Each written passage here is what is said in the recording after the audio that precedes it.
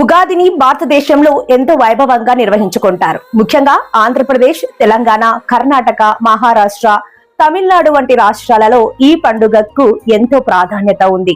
రాబోయే కొత్త తెలుగు ఏడాదిలో మీకు అంతా మేలే జరగాలని, మీరు వేసే ప్రతి అడుగులో విజయం దక్కాలని కోరుకుంటూ, మీకు, మీ కుటుంబ సభ్యులకు, మా ప్రేక్షకులకు మరియు వీక్షకులకు, రాజకీయ నేతలకు, పోలీస్ వారికి పరాభవ నామ సంవత్సర ఉగాది శుభాకాంక్షలు తెలుపుతున్న వారు KV news channel CEO Kaniti Arjun రావు.